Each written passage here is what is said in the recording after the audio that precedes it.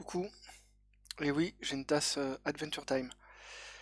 Alors, j'ai déplacé la petite vignette de la webcam sur le côté pour libérer de l'espace à droite de l'écran afin de laisser les menus visibles. Cool. Normalement, à ce stade des vidéos, vous devez a priori avoir intégré les menus de base et quelques raccourcis clavier pour déplacer, tourner et scaler des objets dans la vue 3D du logiciel Blender. Dans cette vidéo, on va commencer à parler un petit peu des moteurs de rendu et de l'aspect final de l'illustration que l'on va créer ensemble, avant de parler de lumière, de caméra, de moteur de rendu, et d'aller explorer plus en profondeur certains des menus qu'il y a à droite de l'écran. Je vais faire un aparté sur la modélisation polygonale, mais vraiment succincte, parce que c'est lié. Alors, il se trouve que, j'en ai déjà parlé dans les vidéos précédentes, mais il se trouve que Blender fonctionne sur une technologie polygonale. Donc, lorsque l'on crée une primitive, que l'on fait comme ceci, en allant dans le menu Add, comme ajouter, Mesh, Cube. Donc là, j'ai recréé mon cube par défaut, qui apparaît lorsque l'on ouvre une nouvelle scène 3D dans Blender. Pour supprimer un élément, on peut soit appuyer sur la touche... Oh la vache, j'arrive pas à parler. On peut soit appuyer sur la touche Sup, soit X. Il va me demander si je veux bien supprimer un élément.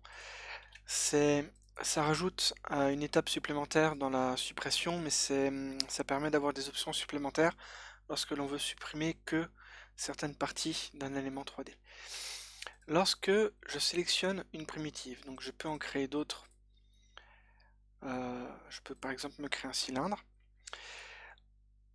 on voit que mon cube est constitué de plusieurs faces. Donc il y a une face pour le haut du cylindre et plusieurs faces plates qui constituent le tour de mon élément.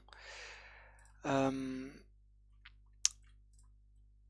fait, avec la technologie polygonale, on ne peut pas dire à l'ordinateur de calculer une face qui serait courbe.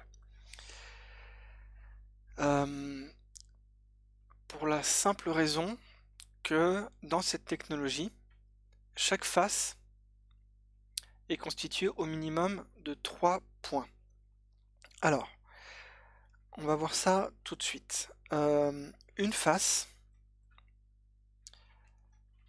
peut être un triangle ou un carré.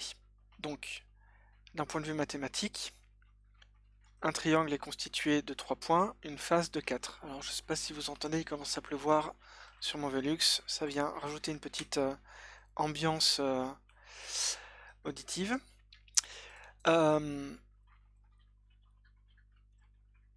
Comment aller à l'essentiel avec le polygone? Parce que pour vous parler du polygone, je suis obligé de commencer à rentrer dans certaines options du logiciel, donc c'est ce que je vais faire, et je vais rester le plus possible en surface pour pas vous perdre dans les méandres de la modélisation polygonale.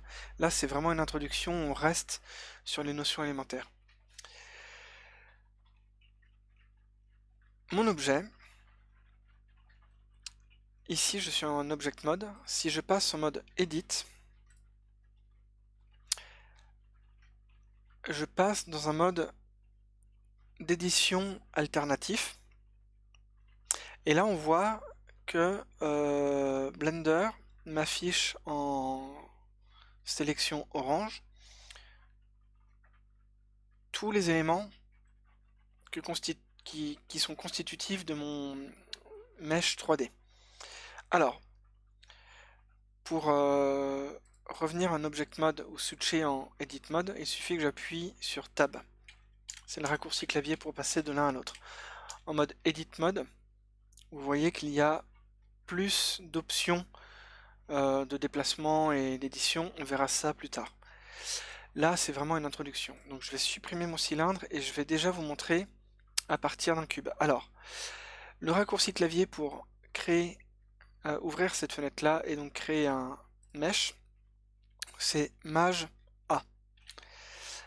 Pourquoi Maj A et pas directement A? Parce que si vous faites A, ça correspond au mot All, qui veut dire tout, et donc ça va faire une sélection globale de tous les éléments présents dans la scène 3D. Maj A va ouvrir le menu Add, donc A comme Add. Et donc là, je peux créer des objets polygonaux, donc des meshes. Un objet polygonal est appelé un mesh avec cette technologie-là. Je peux en créer d'autres que l'on ne va pas voir aujourd'hui. Donc je vais créer un cube, et donc je reviens à ma situation de départ lorsque j'ouvre une nouvelle scène vierge dans Blender.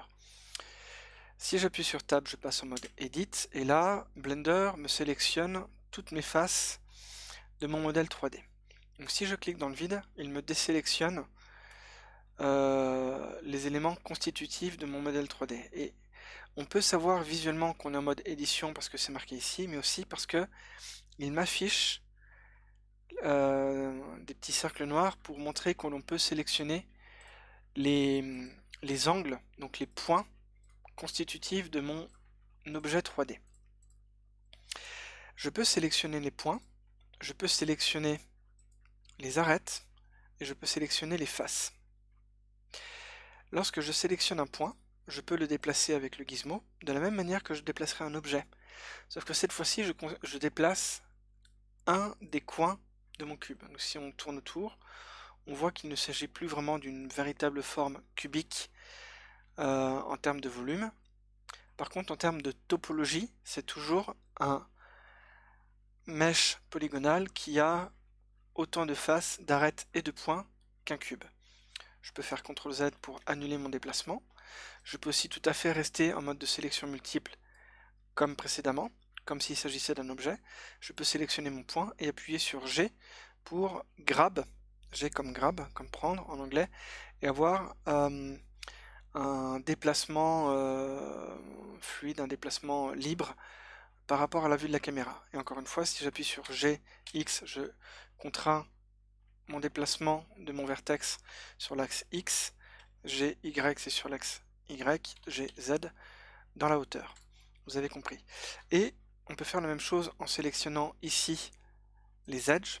Donc je grab mon edge. Donc là j'ai déplacé donc une arête, edge en anglais. Et si j'appuie ici, je peux donc déplacer une face. Je peux la tourner. Je peux la scaler de la même manière qu'une arête. Je peux la tourner, la scaler. Et de la même manière, je ne peux pas scaler un point ou le tourner. Si j'essaie de faire une rotation ou un scale, il ne se passe rien pour la simple et bonne raison qu'il s'agit d'un... Mathématiquement, un point c'est un objet, enfin c'est pas un objet, c'est un élément qui a 0 dimension. Une arête à 2 dimensions et une face à 3 dimensions. Et si je sors du mode objet, du mode edit, pardon, et que je repasse en mode objet, cette fois-ci, si je grabe mon objet sélectionné, on voit qu'il est entouré de orange, donc il est sélectionné, je peux le déplacer, le tourner, le scaler, et donc là, je scale l'ensemble de mes polygones que constitue mon objet. Mais là, je ne peux pas resélectionner à la main les polygones que constitue mon cube.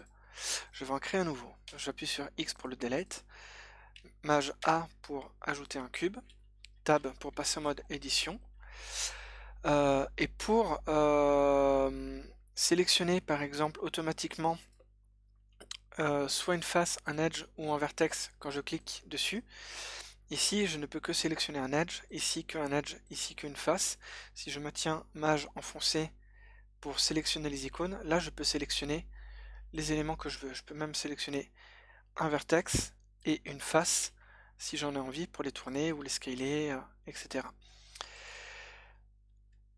Sinon, il y a le raccourci clavier, vous pouvez appuyer sur la touche 1, 2 ou 3 pour changer ici l'icône de sélection pour passer en mode sélection de vertex, sélection d'edge ou sélection de face, en utilisant du coup les touches 1, 2 ou 3 du haut du clavier, pas du pavé numérique. Car si vous appuyez sur la touche 1, 2 ou 3 du clavier numérique, si vous avez un clavier numérique sur votre ordinateur portable ou un clavier classique sur un Mac ou PC, il se passe des choses différentes par rapport à la caméra. C'est autre chose. Les numéros n'ont pas les mêmes... voilà, ne sont pas les mêmes raccourcis. J'aurais pu parler des raccourcis clavier par rapport à la caméra, mais une chose après l'autre, etc., etc. Vous connaissez les bails. Là, voilà, quand vous êtes en mode édition, si vous appuyez sur 1, 2 ou 3, ça change le mode de sélection, donc soit en mode vertex, soit en mode edge, soit en mode face. Ok. Pourquoi je vous ai montré qu'on pouvait déplacer et modifier la rotation, le scale des polygones, c'est pour comprendre quel est l'atome, entre guillemets, de la technologie polygonale. Je termine la parenthèse en retournant en mode édition. Là, cette face-là est un polygone. Un polygone, ça veut dire, polygone, c'est plusieurs côtés. Donc en fait, cette face-là possède 4 côtés, une face à 4 côtés. Lorsque l'on fait de la modélisation pour modéliser quelque chose proprement. Je rentrerai plus dans le détail pourquoi c'est bien d'avoir des faces à 4 côtés dans une future vidéo si je fais une introduction à la phase de modélisation. Si on veut par exemple changer la forme du cube et créer une voiture, créer une maison, créer un personnage, il va falloir rajouter de la topologie, donc rajouter des faces, etc. etc. En vérité, si j'utilise l'outil couteau, knife, en utilisant le raccourci clavier K, je peux couper ma face en deux. Et donc là, en fait, on s'aperçoit que j'ai deux faces qui sont chacun des triangles. Le triangle, c'est vraiment l'élément constitutif le plus petit qu'on puisse avoir dans un film ou un jeu vidéo en 3 dimensions. Par exemple, si vous voyez un film d'animation Disney ou Pixar ou autre,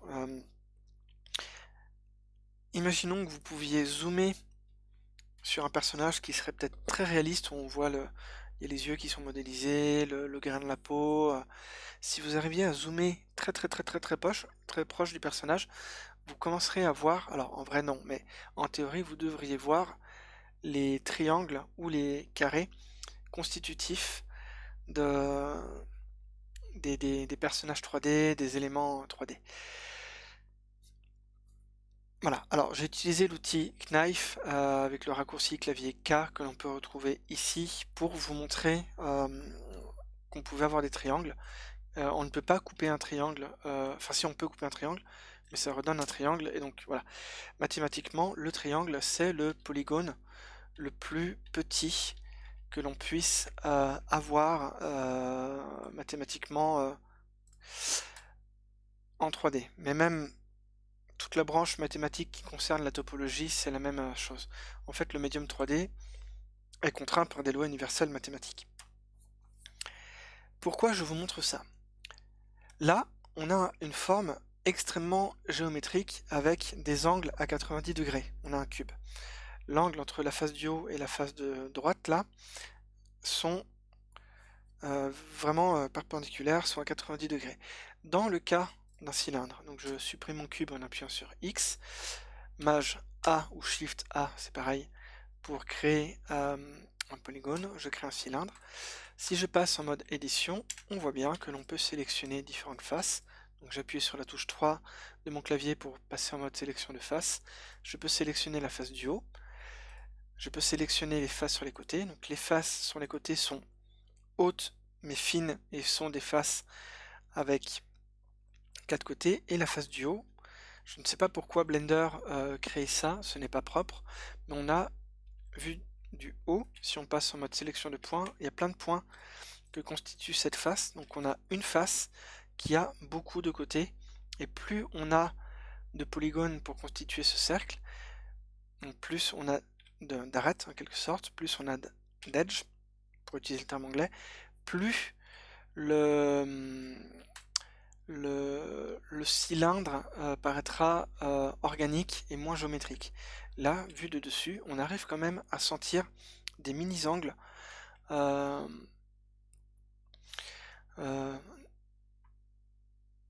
entre les polygones, et on sent que c'est un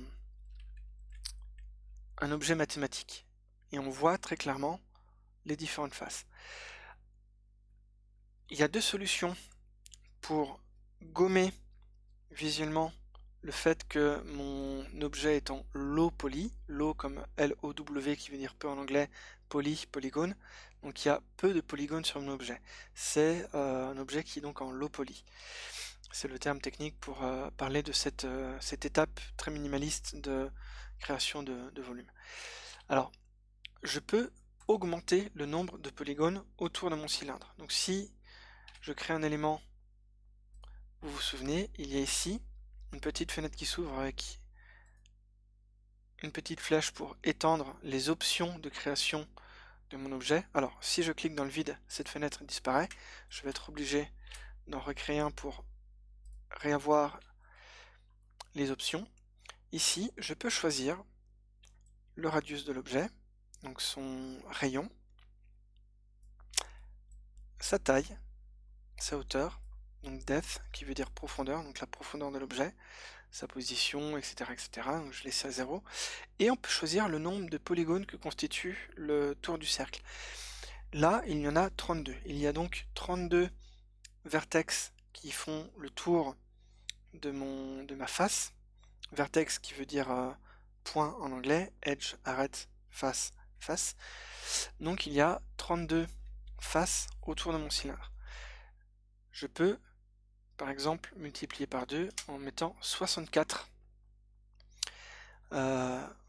faces. Donc là, il y a 64 faces autour de mon cylindre. Donc là, on commence à voir visuellement un cercle qui est beaucoup plus propre. Je peux continuer à augmenter ce nombre-là. Donc je peux monter à 128 si je le multiplie par 2. On en a encore plus. Petit tips, vous pouvez faire des divisions, des additions, des multiplications directement dans Blender. Donc si vous multipliez par 2 en utilisant le symbole étoile, 128 étoile 2, ça va multiplier par 2. Là, on commence à ne plus voir, mais j'ai 256 faces qui entourent mon cylindre. Ça ne se voit presque plus. Si on est loin, ça donne la sensation qu'on a une courbe extrêmement pure et parfaite, organique, autour de mon cylindre. Alors que si on passe en mode édition et que l'on zoome, on s'aperçoit qu'en fait j'ai multiplié le nombre de polygones autour de mon modèle 3D. Alors, les ordinateurs aujourd'hui sont relativement performants et sont tout à fait capables de gérer des scènes 3D où il y a beaucoup d'objets dans une scène, où chaque objet puisse avoir beaucoup de polygones. Ça se fait. Mais imaginons maintenant que si je prends mon cylindre et que j'en crée un nouveau exactement pareil, donc lui je vais le déplacer sur l'axe X, j'en crée un nouveau, et là Blender aura mémorisé les informations d'options lors de sa création, donc il y a toujours 256 faces autour, et que je recommence, etc., etc., j'en refais un. Je peux aussi tout à fait décider de dupliquer mon objet, donc je peux le prendre et faire Object, Duplicate Object, donc là ça me l'a dupliqué et je peux donc le déplacer sur l'axe X ou Y, donc là ça me contraint le déplacement en X ou Y lorsque je le duplique, ça équivaut à le grab et à le déplacer en utilisant le raccourci clavier G, pareil. Je peux aussi donc sélectionner tous mes cylindres en maintenant foncé Maj à chaque clic ou alors en utilisant la sélection rectangulaire.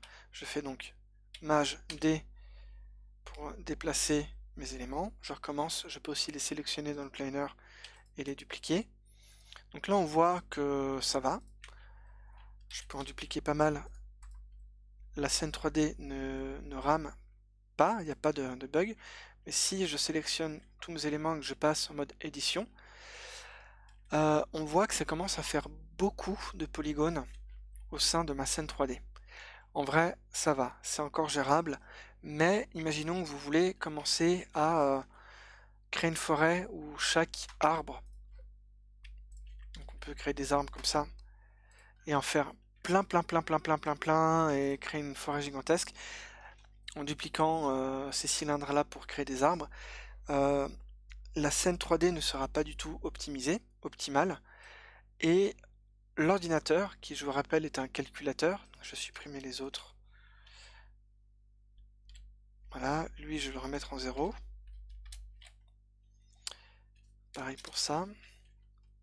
Donc pour rappel, j'ai appuyé sur N pour afficher et j'ai appuyé sur retour arrière ou backspace sur les coordonnées pour réinitialiser mon modèle.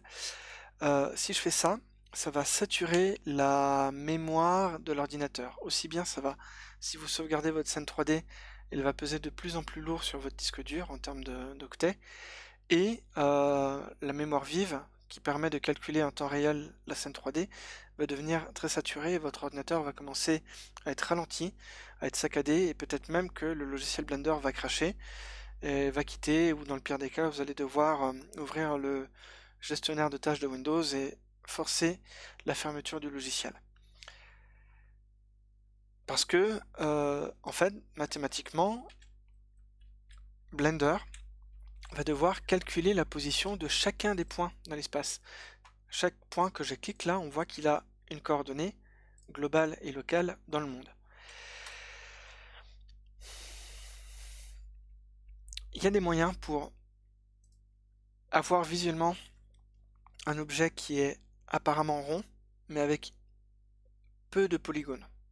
En tout cas, d'avoir un bon compromis entre le nombre de polygones et la courbe.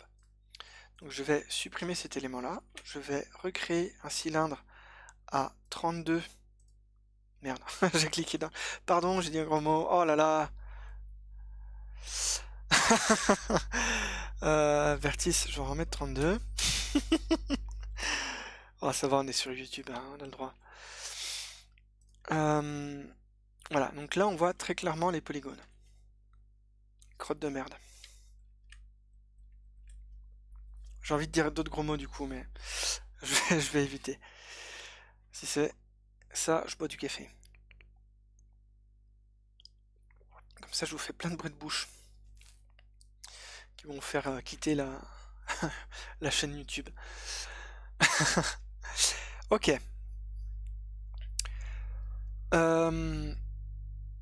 Si vous faites un clic droit sur l'objet, ou bien que vous cliquez sur l'objet ou vous cliquez sur ici sur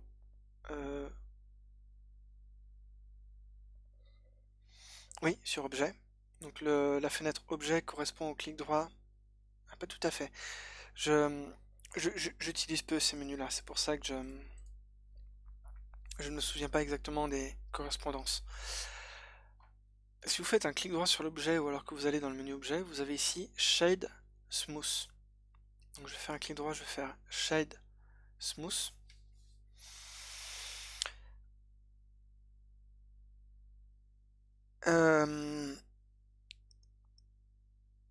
Pour simplifier la démonstration, je vais supprimer la face du haut, parce que là il y a un bug visuel, je vous expliquerai après pourquoi. Voilà.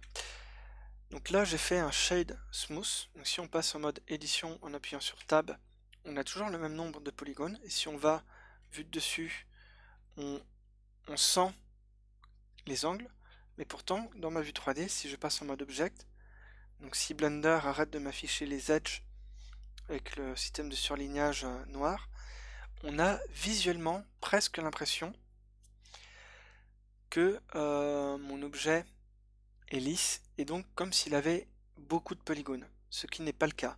En fait, qu'est-ce que fait Blender? Donc je peux faire un clic droit et revenir en Shade Flat. Ce que me fait Blender, c'est qu'il va calculer quel est l'angle de cette face-là par rapport à son inclinaison face à la caméra, quel est l'angle d'inclinaison par rapport à la caméra de cette face-là, donc calculer quelle incidence de lumière prend cette face-là et quelle incidence de lumière prend cette face-là, et il va au niveau de la séparation entre les deux faces, donc au niveau de l'edge, au niveau de l'arête, ici, il va visuellement faire une moyenne mathématique des valeurs de lumière des deux faces et faire une sorte de fondu enchaîné, un crossfade, une espèce de mélange, comme s'il venait gommer l'arête. Donc l'arête va disparaître et va devenir faire une sorte de dégradé entre la valeur de gris ici et la valeur de gris légèrement plus sombre ici. Shade smooth. Donc on sent ici, on arrive toujours à voir les polygones sur les bords de l'objet, mais visuellement, c'est comme si on avait beaucoup plus de faces. Voilà.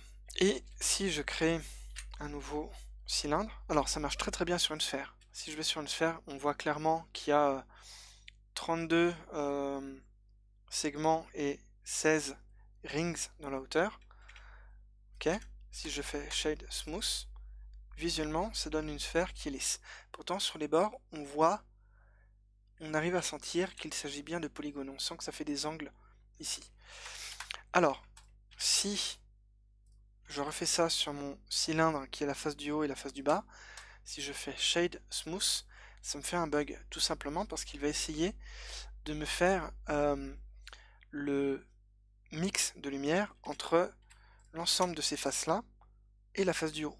Donc entre cette face-là, celle-ci, celle-ci, celle-ci, celle-ci, celle-ci, etc., etc. Et donc ça fait un truc très bizarre. Ça me fait une espèce de bug visuel.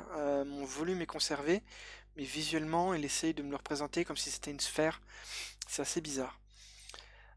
Pour ça, il y a une option, et on rentrera plus dans le détail ici. On peut activer un auto smooth et forcer mon blender, forcer mon cylindre à gommer les edges que entre les faces qui font moins de 30 degrés d'inclinaison les unes avec les autres. N'ayez pas peur, ça va bien se passer. C'est juste pour vous montrer des astuces. Voilà. Je suis allé dans un menu qu'on n'a pas vu, j'ai activé une option particulière. Vous inquiétez pas, on va voir ça tranquillement plus tard. Là, c'est vraiment une introduction à la manière dont Blender va représenter les polygones sur les volumes. Ok? Sachant que c'est quelque chose qui est très universel, qu'on retrouve dans Maya, ZBrush, 3ds Max et autres. Je vous montre rapidement à quoi ressemble le bug sur un cube. Ça donne à peu près la même chose. Il essaie de me calculer les faces du cube comme si c'était une sphère, mais alors que ça reste un cube, etc. Un cube, autant le laisser en shade flat. Ok?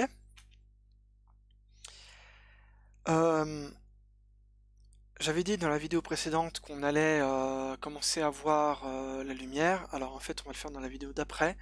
C'était important de parler de cette technologie polygonale et comprendre comment un logiciel 3D va simuler les volumes, etc. Vous avez pu remarquer, et je vais finir là-dessus, que lorsque je déplace ma caméra, donc là en fait, le point de vue du viewport 3D, donc de la fenêtre dans laquelle on joue depuis le début des tutos. Alors, il se trouve qu'il y a une caméra, il se trouve qu'il y a une caméra dans la scène 3D, mais c'est pas la même que l'on utilise pour se déplacer dans le viewport. Quand on déplace la caméra,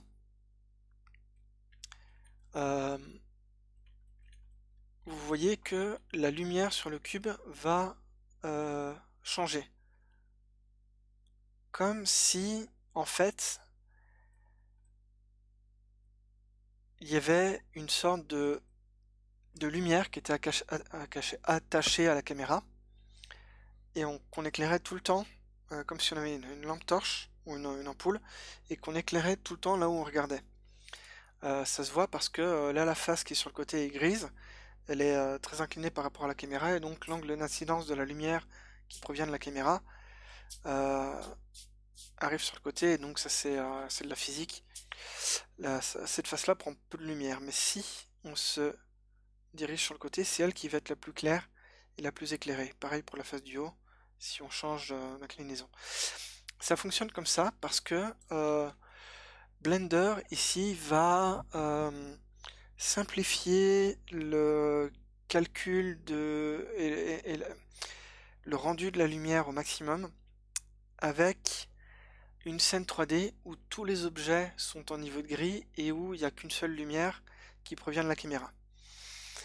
Blender est tout à fait capable de simuler des ambiances de couleurs, de lumière, des éclairages dynamiques, différents types de lumière, un peu comme si vous étiez un directeur photo sur un film et que vous vouliez mettre des projecteurs dans votre décor pour filmer les acteurs et tout, ou bien utiliser seulement la lumière naturelle du soleil. Voilà. Ça, on peut tout à fait recréer ça dans Blender en utilisant les moteurs de rendu intégrés. Donc voilà, et on va voir ça dans la vidéo juste après. Là, il se trouve que depuis le début du tutoriel, on n'est pas encore allé dans les moteurs de rendu spécifiques à Blender. Là, on est en train de travailler avec le moteur par défaut, qui est le plus simple, qui s'appelle Workbench, et on va voir les autres dans les prochaines vidéos. Voilà, donc là on est vraiment dans un espace 3D où tous les cubes sont au niveau de gris, c'est très théorique, c'est pas très joli. Ça permet au moins de travailler proprement et d'avoir très clairement, de voir ce qu'on est en train de faire d'un point de vue topologique, etc.